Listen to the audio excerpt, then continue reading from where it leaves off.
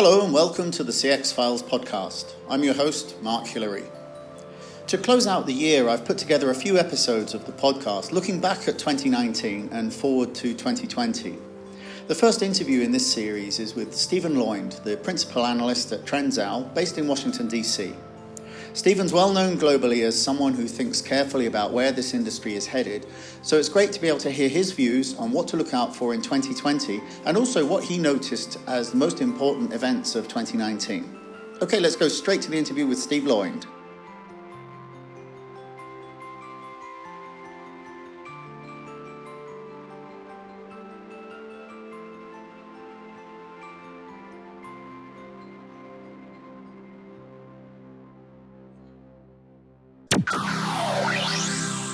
Okay, Steve, you travelled a lot in the past year, and I've seen you in a few different countries, actually. What were some of the CX highlights that you noticed, either regional or specific companies that you noticed, or any innovation? Yeah, thank you, Mark. Thank you for having me during the holiday season, and happy holidays to you and your listeners. I was thinking about this question a little bit when we were chatting before. And in January of this year, I had an opportunity to go to Dakar, Senegal. And I actually wrote a blog on that visit on LinkedIn. But I talked about how it struck me that the lights of digital transformation really are flickering on, if you will, across the entire world at an ever-increasing rate. And that visit really offered me a vantage point to appreciate all the possibilities that might mean, both for a place like Africa, as well as many of the enterprises that might do business there. And you may have seen Jack Ma. He's been talking about the fact that Africa might be the next China. And I think he had an op-ed last week or so in the New York Times on this topic. And it really is stunning when you think about Africa and some of the stats over the last decade, where real income has risen 30% or so across the entire continent. The middle class now comprises a full 1/3 of the total population, tripling in just 3 decades to about 355 million people.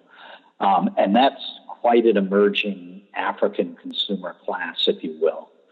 And the other thing is, 800 million of the 1 billion approximately number of people in Africa are under the age of 35.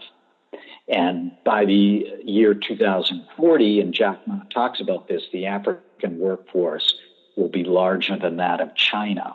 And so I actually have a book recommendation for your listeners. It's called The Lion Awakes by Ashish Thakkar. And he talks about how cities like Nairobi and Accra and Lagos and Kigali are becoming sort of silicon savannas. And I was in Dakar with Peter Ryan with Ibex, and they have some really impressive operations there, trying to take this customer lifecycle experience, or CLX as they call it, taking mobile and web-based interactions, weaving them in with their worldwide contact centers, including in Dakar, to boost their level and quality of customer engagement. And so it was a really interesting visit, getting an idea of what Ibex is doing there. And they're really trying to, focus on pushing consumer-related business processes into the future through things like algorithmic intervention and intelligent sentiment analytics. And they're doing that, believe it or not, in places such as Dakar and even in places like Pakistan, which is a whole other topic of interest. But there's also companies like iSON Experiences, which is a big BPO that's doing more in Africa than anybody else. And as you know, we've also seen recently Teleperformance has had a couple of announcements that they're doing a little bit of business in different parts of Africa as well. So, when you asked me that question, that's the first thing that came to mind, and it's probably a topic of a podcast all its own. Yeah, definitely, and probably another visit down there. I mean, I know that we've been together to South Africa a few times, and I think that a lot of the time when you talk to European or American business leaders, they might think of South Africa, but they don't necessarily see all the opportunities and innovations elsewhere in the continent.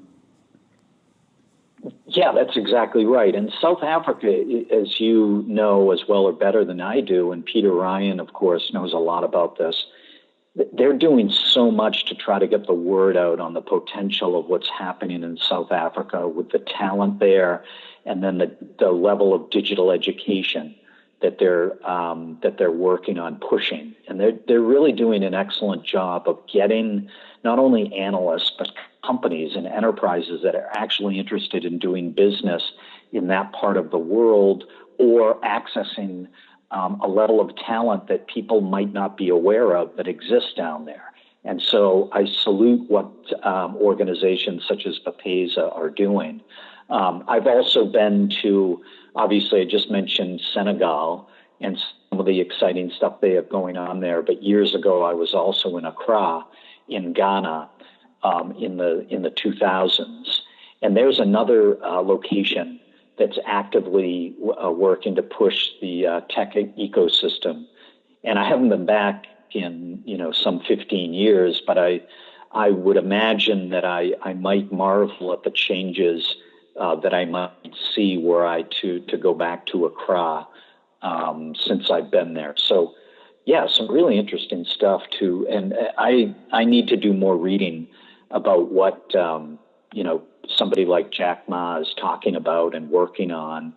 For example, his latest initiative is this cross-border e-commerce venture. It's known as the Electronic World Trade Platform, the EWTP, and it's aiming to facilitate imports and exports between China and African countries with a long-term goal of sort of kickstarting Africa's digital ecosystem.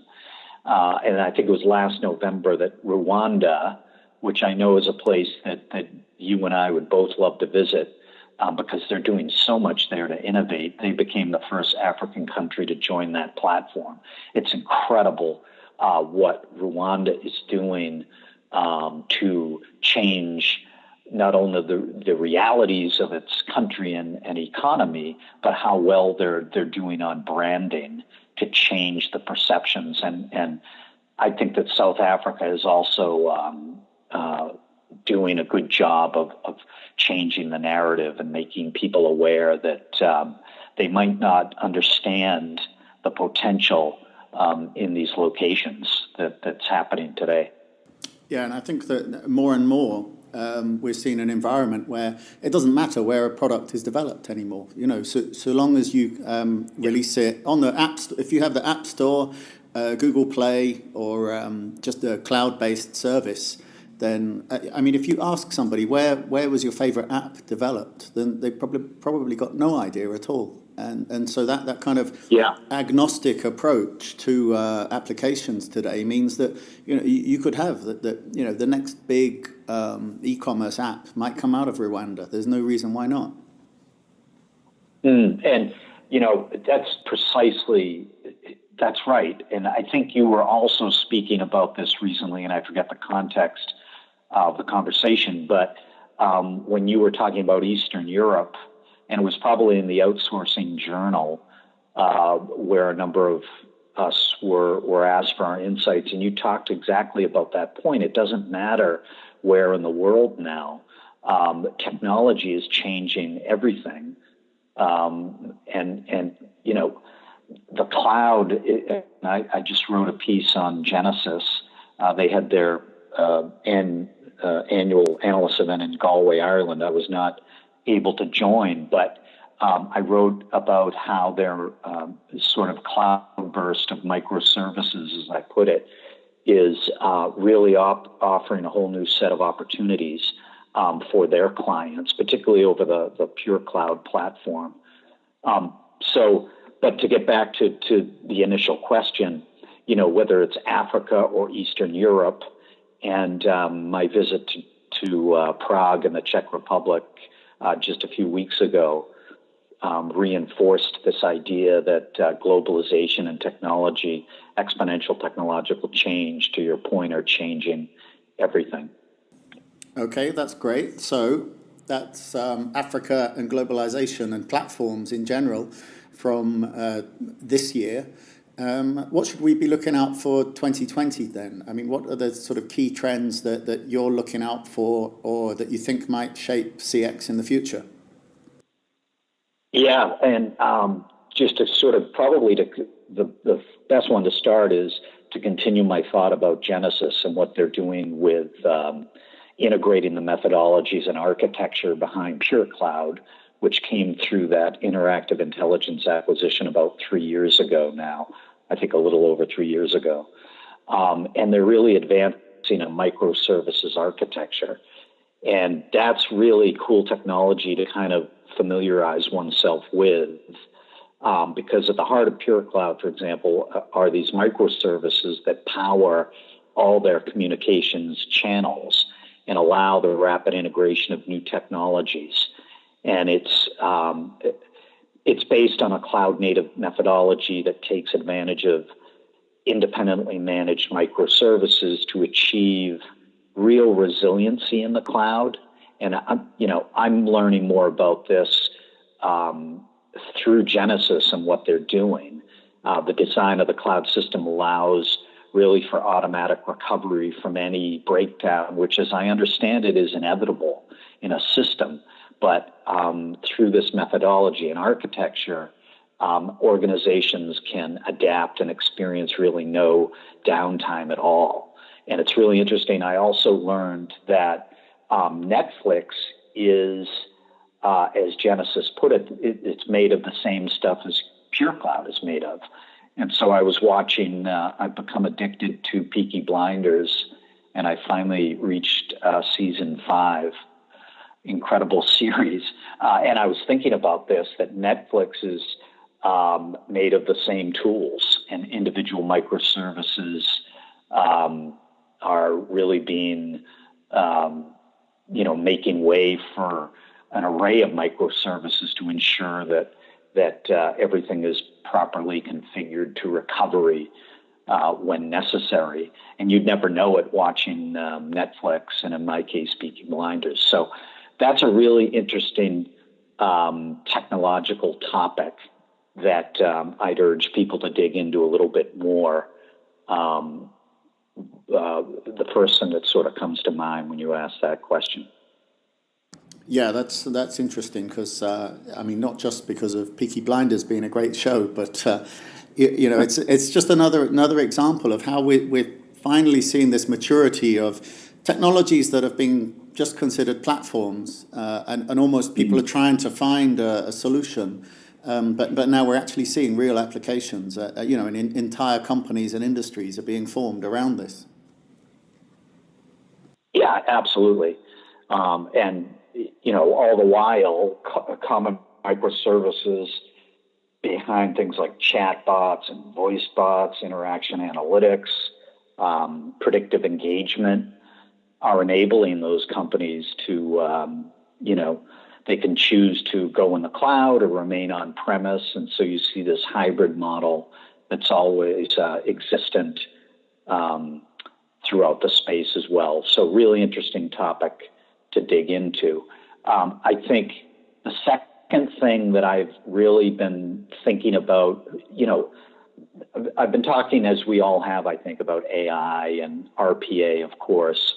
Another topic has been agile and DevOps methodologies that I've been digging deeper into. But this other topic that's kind of come to the fore for me is enterprise mobility management. And it's really interesting that the deeper I dig into the mobile ecosystem and what's happening in the face of so much complexity for enterprises. There's so many silos that enterprises are trying to rethink their mobility strategies so they can address issues, whether it be around cost, again, simplicity to address that complexity challenge, and the end user experience. There's so many vendors out there with a specific focus, for example, like help desk or logistics or finance, that are attempting to manage so many employee devices And, so many of those vendors operate within their own silo.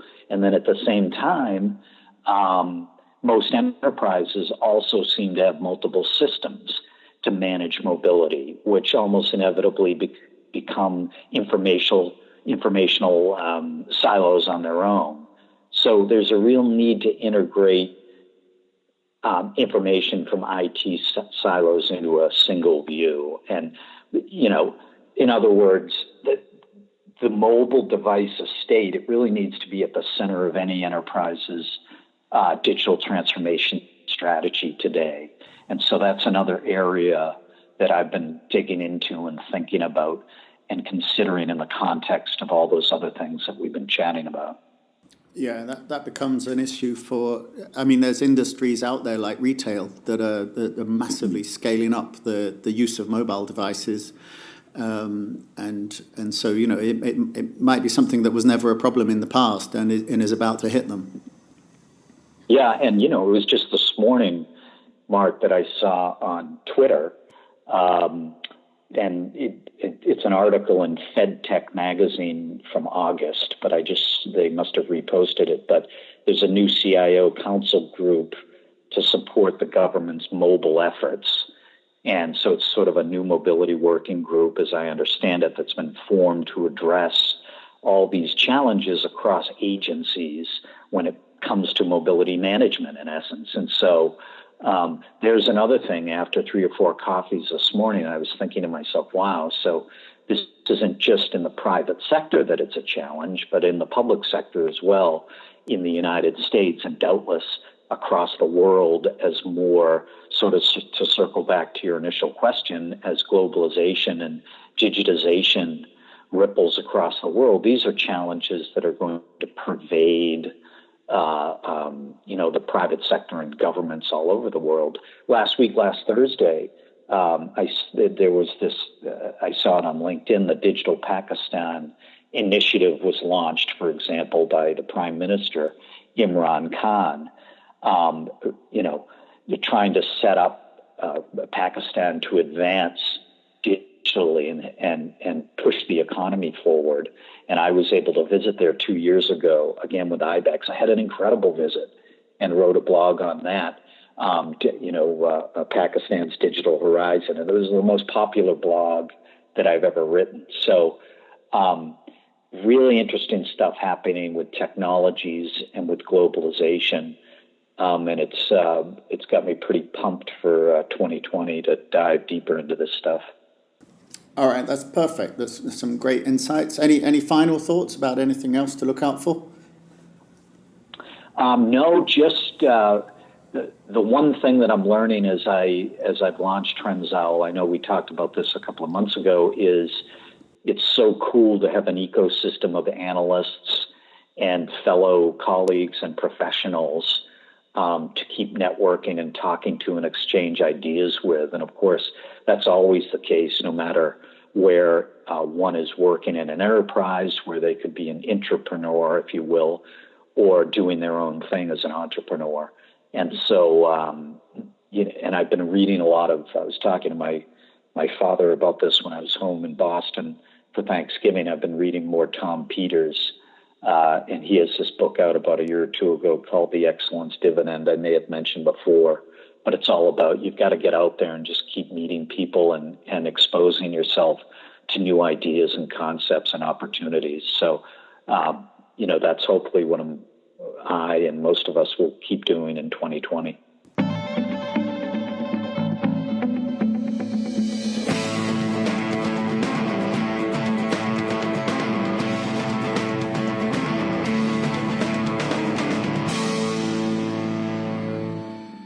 Thanks for listening to the CX Files podcast. Please take a moment to review the podcast because this helps other listeners to find it. And if you have any suggestions, then get in touch with me on Twitter or LinkedIn. I'm @Mark Hillary with 2 L's, or just search Google for Mark Hillary.